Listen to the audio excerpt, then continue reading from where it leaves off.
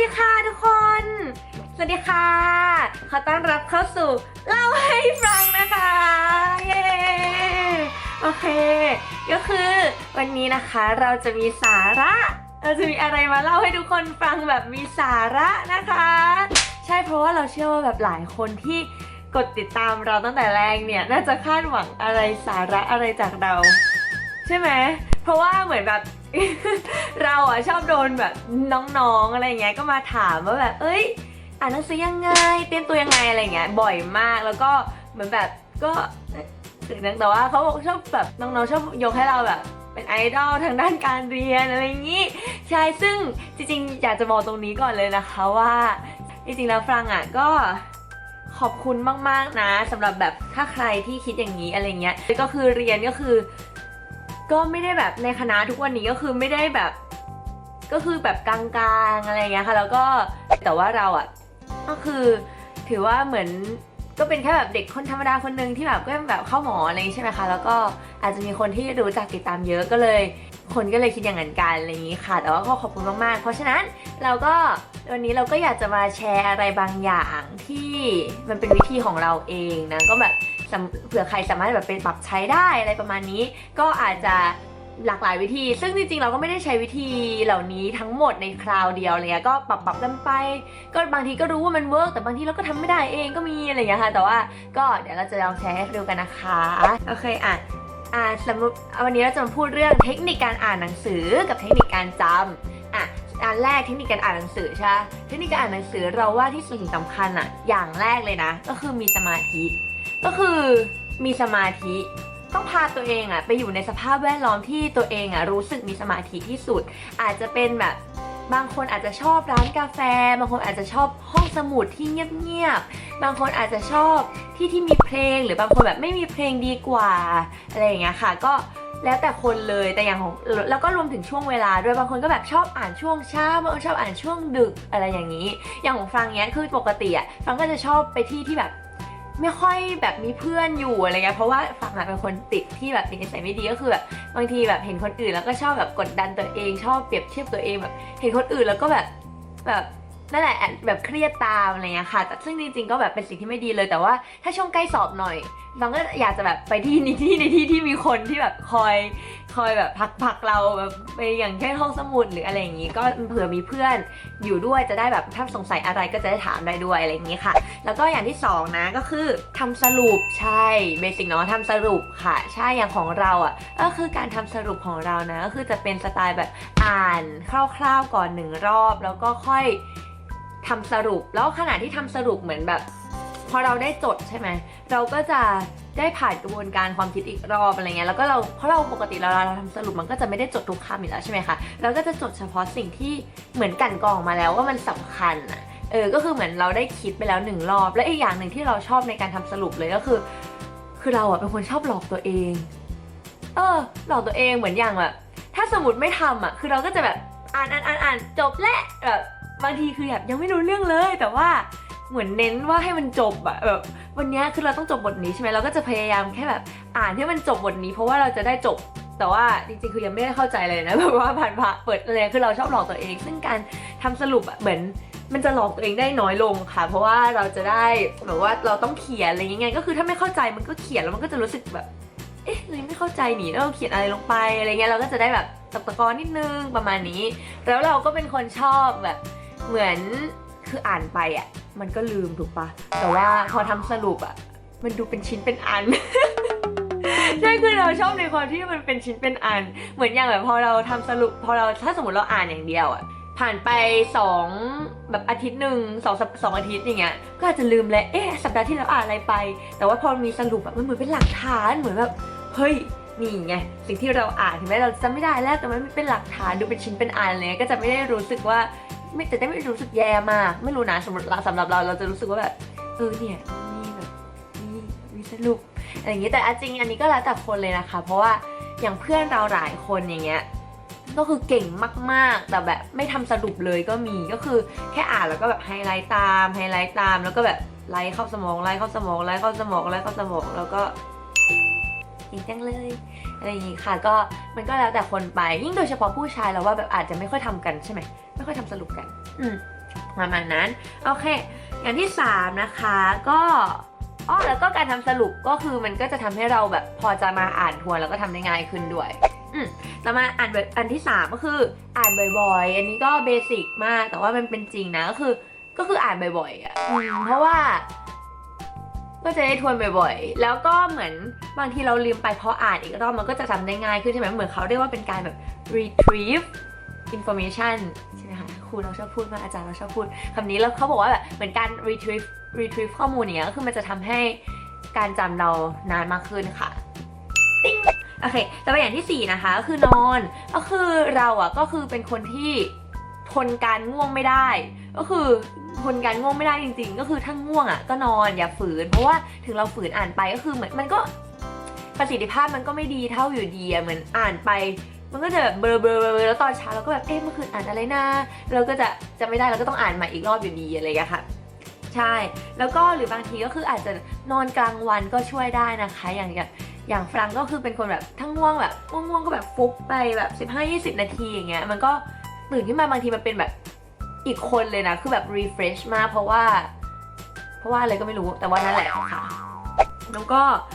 อีกอย่างนึงก็คืออันนี้คือไม่แน่ใจแต่ว่าเราเป็นคนชอบดื่มน้ำแบบดื่มแบบต้องมีขวดน้ำขวดใหญ่ตั้งอยู่บนโต๊ะเวลาอ่านหนังสือค่ะแล้วก็แบบมีน้ำแบบคอยดื่มน้ำเรื่อยๆก็อาจจะเป็นการ refresh อีกทางหนึ่งมั้งค่ะแล้วก็อย่างที่6ก็คือเราชอบเป็นคนที่ชอบอ่านเรื่อยๆมากกว่าคือเราเป็นคนที่ไม่ค่อยเวิร์กกับความกดดันหรืออะไรลนหรืออะไรแบบมาจี้ใช่ก็คือชอบตอนแบบอ่านชิลๆเรื่อยๆแบบไม่กดดันมากกว่าเพราะฉะนั้นเราก็เลยจะเป็นคนที่ค่อนข้างสม่ำเสมอไหมแต่ว่าก็ประมาณนั้นก็คือจะพยายามบอกตัวเองว่าให้แบบเริ่มเร็วหน่อยเพราะว่าจะได้ไม่ต้องเหนื่อยตอนใกล้สอบแล้วเราเป็นคนอย่างที่บอกคือเราเป็นคนนอนโตแบบนอนดึกไม่ได้ขนาดนั้นอะไรเงี้ยค่ะแล้วก็เลยแบบจะเป็นพยายามอ่านเรื่อยๆในความสม่ำเสมอมากกว่าซึ่งเราว่ามันก็ดีนะแต่ว่าก็นั่นแหละจะได้ไม่เหนื่อยจนเกินไปเนาะตอนช่วงใกล้สอบอะไรประมาณนั้นค่ะแล้วก็ต่อไปอย่างที่7นะก็คือหาแพชชั่นของตัวเองอาจจะแบบบางคนอาจจะเป็นสิ่งที่ยิ่งใหญ่อย่างเช่นแบบแบบเพื่อพ่อแม่เพื่อความสุขของประชาชนเพื่อตัวเองในอนาคตเราจะได้มีอนาคตที่ดีอะไรอย่างเงี้ยหรือบางทีอาจจะเป็นแค่แพชชั่นเล็กๆก็ได้นะก็อย่างเช่นเนี่ยจะได้ไปเสร็จแล้วจะได้ไปซื้อชาวุกเสร็จแล้วเนี่ยจะได้ไปซื้อไอติมอะไรเงี้ยซึ่งเราก็ใช้บ่อยซึ่งเราว่าสิ่งเหล่านี้มันยิ่งแพชชั่นที่มันเล็กและมันใกล้ตัวมันยิ่งแบบพุชเราเพราะว่ารู้สึกว่ามันเห็นภาพมากขึ้นอะไรเงี้ยแบบว่าเนี่ยถ้าจบแล้วจะได้ชาบุกมาแล้วมันก็จะอร่อยมากอะไรเงี้ยค่ะแต่ว่าจริงๆแล้วพอทำจริงๆก็ก็เดินซื้อไปเถอะแล้วก็กลับมาค่อยอ่านต่อ ค่ะประมาณนี้นะก็อันนี้คือเป็นเทคนิคการอ่านหนังสือของเราโอเคต่อมาก็คือจะเป็นเทคนิคการจำของเราเองนะก็นั่นแหละค่ะก็ไม่จะเป็นเทคนิคการจำก็อาจจะแบบเอาไปลองปรับใช้ได้อะไรเงี้ยค่ะแต่บางคนคือเนี้ยเป็นแบบเราไงซึ่งเราเป็นคนที่แบบความจำไม่ค่อยดีเพราะฉะนั้นเรารู้สึกว่าการจำลอยๆมันดูไม่มีอะไรมาเกาะแบบลอยๆไม่มีความหมายแบบยิ่งเป็นคำแบบอย่างชื่อยาอะไรเงี้ยที่ไม่มีความหมายแล้วก็จะแบบลอยๆแบบอะไรพอมาลืมฟื้นก็จะไม่ได้แต่ว่าคือเราก็ต้องเป็นคนที่แบบมีอะไรมายึดเกาะนิดนึงอะไรเงี้ยค่ะเราก็เลยนี่เป็นวิธีของเรานะคะก็คือ1ก็คือจำด้วยความเข้าใจก็แน่นอนอยู่แล้วก็ถ้าสมมติเราเข้าใจอะไรเราก็จะจำได้นานกว่าถูกไหมใช่หรือว่าพยายามเข้าใจก็ได้นะก็แบบพยายามแบบดึงให้มันเป็นเหตุเป็นผลซึ่งกันและกันอะไรเงี้ยค่ะอย่างของเราอย่างเงี้ยก็คืออย่างเช่นสมมติถ้าให้สมมติก็คืออย่างเช่นสมมติแบบมีเชื้อตัวหนึ่งใช่ไหม A และ B และ C และ D และ E และ F อย่างเงี้ยคือถ้าเราจำแบบเป็น A เป็น B เป็น C เป็น D เป็น E เป็น F อย่างเงี้ยคือเราจำไม่ได้เราต้องพยายามทำเป็นแบบจำ A และ A เนี่ยทำให้เกิดเป็น B และ C นะแล้วก็เชื้อตัวนี้ก็ทำให้เกิดอาการ D ซึ่งทำให้เกิดเป็น E และ F อะไรประมาณเนี้ยก็คือจะจำได้ง่ายขึ้นซึ่งมันก็คือถือเป็นการจัดหมวดหมู่มั้งใช่ไหมมันเรียกว่าเป็นการจัดหมวดหมู่ประมาณหนึ่งใช่เพราะฉะนั้นอันที่2ก็คือการจัดกลุ่มเป็นการจัดเนื้อหาเป็นกลุ่มเป็นหมวดหมู่อะไรเงี้ยค่ะซึ่งสิ่งนี้ก็คือการทำ mind map การทำสรุปการทำสรุปแบบคอลัมน์อะไรเงี้ยก็สามารถช่วยได้เหมือนกันก็คือเป็นการจัดกลุ่มอย่างเช่นแบบอันนี้เกิดใน เด็กวัยเด็กอันนี้ในวัยผู้ใหญ่อะไรเงี้ยค่ะก็ประมาณนี้เนาะใช่ก็คืออันเนี้ยลืมบอกก็คือไอ้ที่เราแบบยกตัวอย่างไปก็คือไม่ต้องเข้าใจนะเพราะว่ามันก็อาจจะเป็นเนื้อหาที่เรากำลังเรียนอะไรเงี้ยเราก็เลยนึกขึ้นมาได้ในตอนนี้แต่ว่าสำหรับน้องๆก็คืออยากให้เน้นที่โฟกัสที่เทคนิคที่เอามาใช้มากกว่าแล้วก็ไปปรับใช้กับเนื้อหาตัวเองนะคะก็คือประมาณนี้อย่างที่3เลยก็คือ จำเป็นแบบนิทานอะไรเงี้ยค่ะนิทานซึ่งบางทีเรารู้สึกว่าการจำแค่เนื้อหาอย่างเดียวมันแบบ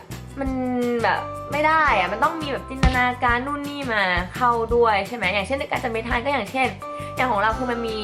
เชื้อตัวหนึ่งอะใช่เชื้อปะวะใช่ก็แบบเป็นแบบก็คือเหมือนแบบอย่างมันมีโรคหนึ่งชื่อโรคกิเลเบเล่อะไรประมาณนี้ค่ะแล้วก็เชื้อที่แบบเกี่ยวข้องก็คือชื่อเชื้อคือแบบแคมพิโลแบคเตอร์บราอะไรอย่างเงี้ยค่ะซึ่งเรา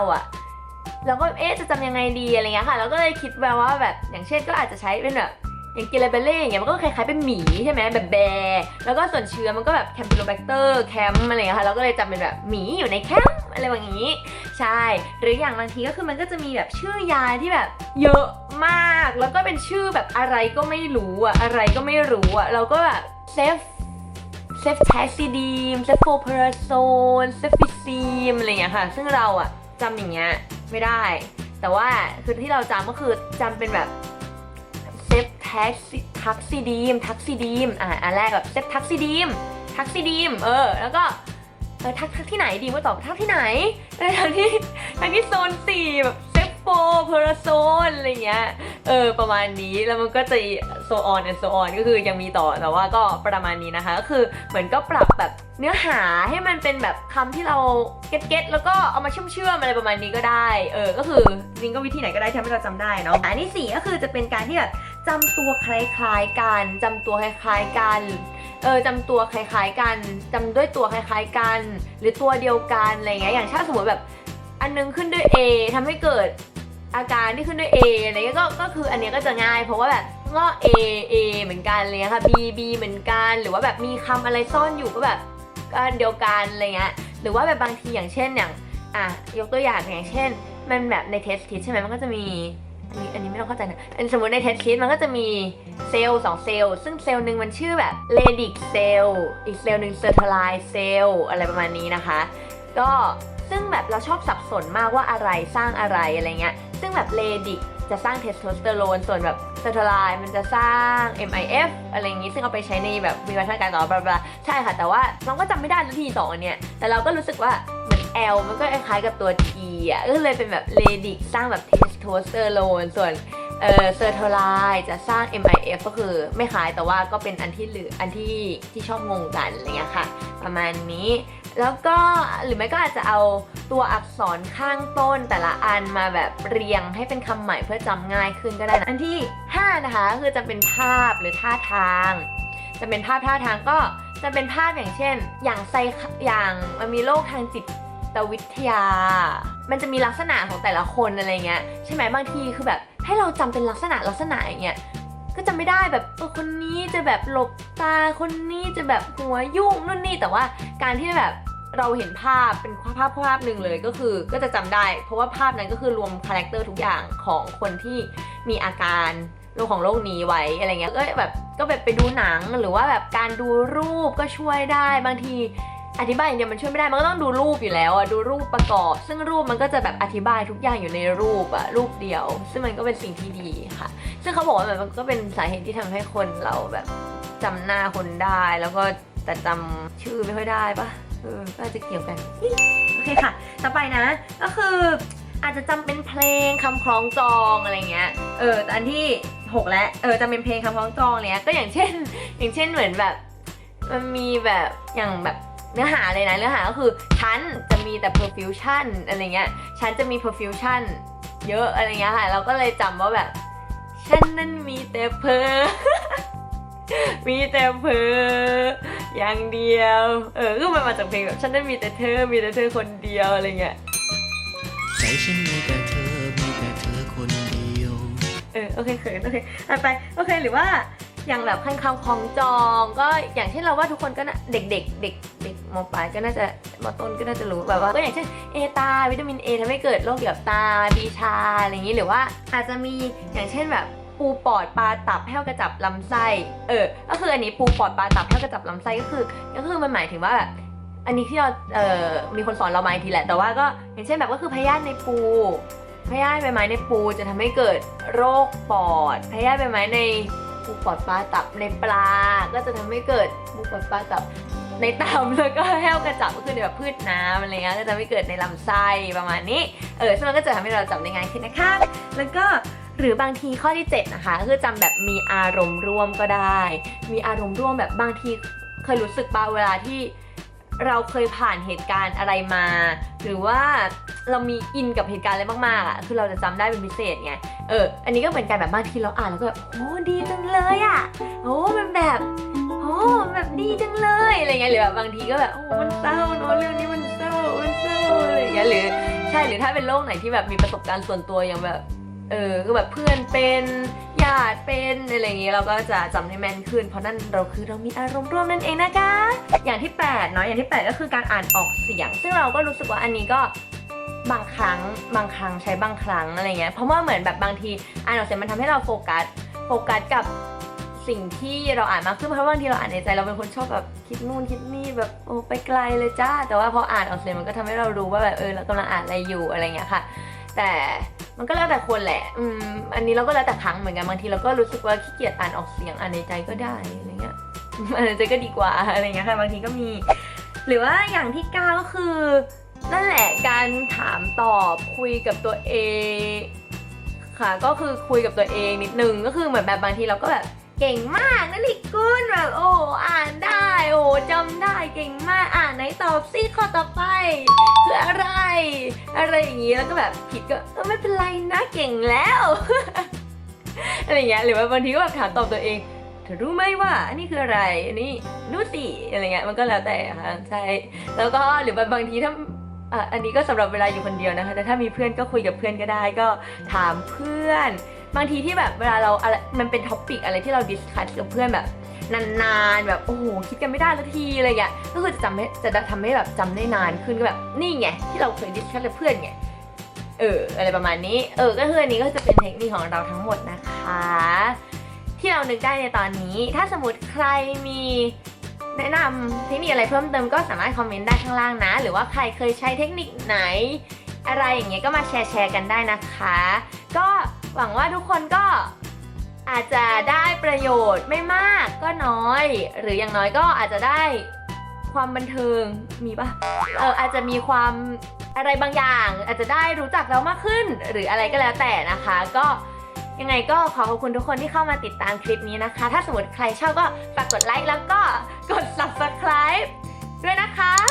ใช่ค่ะตอนนี้คือยังไม่ชินกับการพูดคำนี้แต่ว่าไม่เป็นไรนะคะก็ฝากด้วยนะคะ